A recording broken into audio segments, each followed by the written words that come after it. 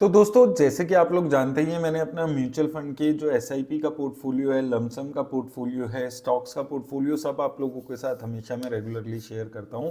तो आज मैं आपको एक म्यूचुअल फंड के बारे में बताने वाला हूं जिसको मैंने अपने पोर्टफोलियो में नया ऐड किया है, और एक म्यूचुअल फंड जिसमें से मैं एग्जिट किया है। ये दोनों म्यूचुअल फंड्स पे मैं बात करूंगा। तो सबसे पहले मैं आपको बता देता हूँ कौन से म्यूचुअल फंड से मैं निकला हूँ, क्यों निकला हूँ और मैंने रिप्लेस क्यों किया है, ये सारी चीज़ें हम बात करेंगे। तो मैंने अभी रिसेंटली जिस म्यूचुअल फंड से एग्जिट किया है वो है आईसीआईसी प्रूडेंशियल टेक्नोलॉजी फंड। तो इस म्यूचुअल फंड से अभी मैंने रिसेंटली एग्जिट किया। अब इसका रीज़न ये नहीं है बिल्कुल भी कि टेक्नोलॉजी सेक्टर अच्छा परफॉर्म नहीं कर रहा है इसलिए मैं इस म्यूचुअल फंड से एग्जिट किया है, क्योंकि देखिए यही मौके होते हैं। मैं हमेशा मानता हूँ कि जब कोई पर्टिकुलर जो सेक्टर है वो परफॉर्म नहीं कर रहा है तभी वहां पर धीरे धीरे पैसा डालने पे आपको असली बेनिफिट होता है। लेकिन जो असली रीजन है उस पर अगर मैं बात करूं तो अगर आप इसका पोर्टफोलियो देखेंगे तो यहां पर इसका पोर्टफोलियो अगर हम देखते हैं तो आपको एक चीज यहां पर देखने को मिलेगी कि मेजरली जो ये अपनी इन्वेस्टमेंट है ये आईटी सेक्टर की बड़ी कंपनीज में कर रहा है। आप यहां पर देखें, इन्फोसिस में 26% की इन्वेस्टमेंट है, टीसीएस में 15% के आसपास की है, एचसीएल टेक में 8% है, टेक महिंद्रा में 6.36% है। और ये अगर आप चार कंपनीज में ही मिलाकर देखेंगे तो 50% से ज्यादा पैसा ये चार कंपनीज में इन्वेस्ट कर रहा है। स्पेसिफिकली अगर हम इन्फोसिस और टीसीएस में ही देख लेंगे तो 40% से ज्यादा की इन्वेस्टमेंट इसकी है।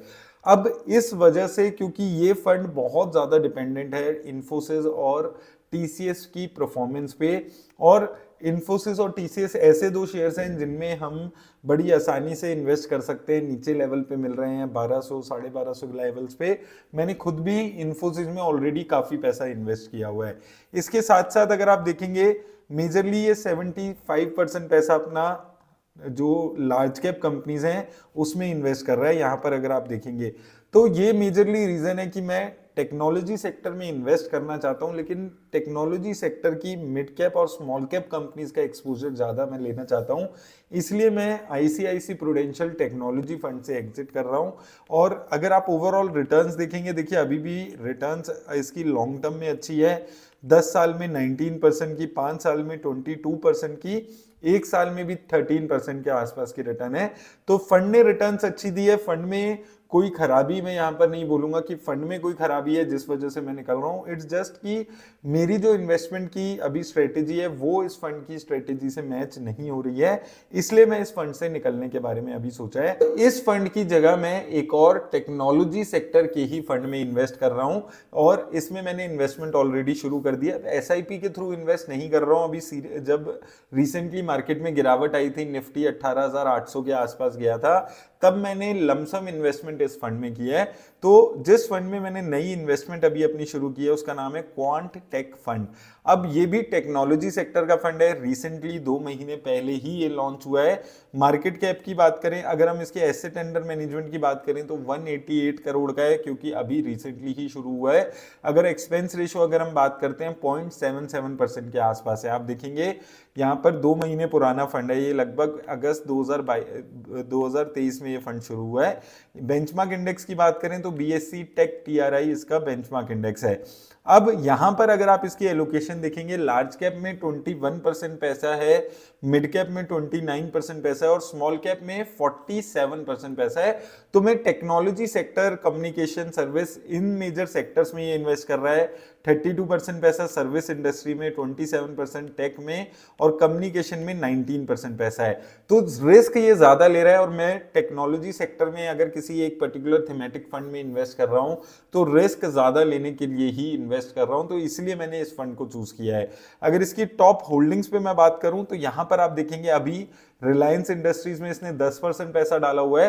तो रिलायंस इंडस्ट्रीज अभी काफी नीचे आया हुआ है, तो 10% इसने इन्वेस्टमेंट वहां पर की है। सन टीवी नेटवर्क में 8%, एचएफसीएल में 7.9%, इसके अलावा Just Dial, Sasken technologies, Oracle financial, Paytm, Indus tower, BSC, Wipro और टीवी 18 ब्रॉडकास्ट में इसने अपना इन्वेस्टमेंट किया है। तो अभी जो इसकी इन्वेस्टमेंट आप देखेंगे बहुत ज्यादा कंसंट्रेटेड पोर्टफोलियो बना रहा है। ये 11 कंपनीज हैं और मोस्टली जितनी भी कंपनीज हैं 2-3 कंपनीज को छोड़ के वो अभी नीचे लेवल पे काफी हैं। अगर हम चाहे रिलायंस की बात करें, HFCL की, ओरेकल फाइनेंशियल की, तो काफी सारी कंपनीज हैं इसमें जो नीचे लेवल पे इस वक्त अवेलेबल है, जिसमें ये अपनी इन्वेस्टमेंट करके चल रहा है। तो इसीलिए मैंने इस फंड में अपना पैसा डाला है, क्योंकि मैं टेक सेक्टर में, सर्विस, कम्युनिकेशन, मेजरली जो टेक्नोलॉजी सेक्टर के फंड्स होते हैं वो इन्हीं 3 सेक्टर में अपना पैसा लगाते हैं।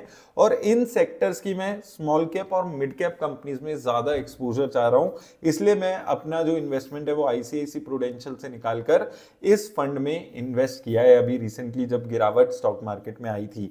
तो ये एक इन्वेस्टमेंट है जो ये एक म्यूचुअल फंड है जो मेरे नया पोर्टफोलियो में मैंने इसको ऐड किया है। अब आपको यहां पर 2-3 चीजें समझनी है। पहली चीज, ICICI प्रूडेंशियल टेक्नोलॉजी फंड से निकलने का मेरा मतलब ये नहीं है कि वो फंड में कोई खराबी है। फंड अभी भी अच्छा परफॉर्म कर रहा है, 5 साल 10 साल में आप देखेंगे। लेकिन उस फंड की जो टॉप होल्डिंग्स है, इन्फोसिस और TCS, ये मेरे पोर्टफोलियो में ऑलरेडी अवेलेबल है और मैंने 600 के लेवल्स पे इन्फोसिस में इन्वेस्ट किया हुआ है, 1250 के लेवल्स पे इन्वेस्ट किया हुआ है। कुछ पैसा मैंने अभी रिसेंटली 1350 पे भी अभी डाला है। तो इसलिए मैं वहां से निकल रहा हूं कि मेरे पास ऑलरेडी इन्फोसिस का एक अच्छा खासा एक्सपोजर मेरे इंडिविजुअल स्टॉक्स के पोर्टफोलियो में है। दूसरी चीज, 75% लार्ज कैप में वो इन्वेस्ट कर रहा है और मैं जो लार्ज कैप के लिए पराग पारिक टैक्स सेवर फंड में ऑलरेडी इन्वेस्ट कर रहा हूं, वहां पर एक अच्छा खासा एलोकेशन है। और कुछ लार्ज कैप कंपनीज में भी मैं डायरेक्ट इन्वेस्टमेंट कर रहा हूं, तो इसलिए मैं लार्ज कैप में और ज्यादा बहुत ज्यादा एक्सपोजर नहीं चाहता हूं, इसलिए मैं उससे निकल रहा हूं। फंड में कोई खराबी मैं अभी भी ये चीज नहीं बोलूंगा, हम सेपरेटली अलग से वीडियो कर लेंगे उस पर। टेक फंड में, क्वांट टेक फंड में इन्वेस्ट करने का मेरा पर्पस है, ज्यादा रिस्क ले रहा हूं मैं, इसलिए मैं यहां पर इस फंड में इन्वेस्ट कर रहा हूं। लेकिन अपने ओवरऑल कैपिटल का मैं किसी भी पॉइंट ऑफ टाइम में 5% से ज्यादा पैसा क्वांट टेक फंड में डालने नहीं वाला हूं, क्योंकि एक तो क्वांट म्यूचुअल फंड हाउस जो है वो ज्यादा रिस्की फंड हाउस है, उसके साथ साथ स्पेसिफिकली अगर हम टेक फंड में चले जाते हैं तो वहां पर रिस्क और बढ़ जाता है। तो अपने पोर्टफोलियो में जो हाई रिस्क है वो मैं क्वांट टेक फंड में यहां पर इन्वेस्ट करके ले रहा हूं, क्योंकि जो मैं स्मॉल कैप फंड में भी इन्वेस्ट करता हूं वो भी थोड़ा कम रिस्की स्मॉल कैप फंड है, एक्सेस स्मॉल कैप फंड। तो पोर्टफोलियो में थोड़ा सा रिस्क ऐड करने के लिए मैं यहां पर क्वांट टेक फंड में अपनी नई इन्वेस्टमेंट शुरू कर रहा हूं।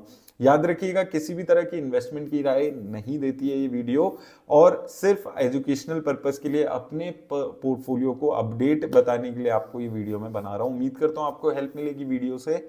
धन्यवाद दोस्तों।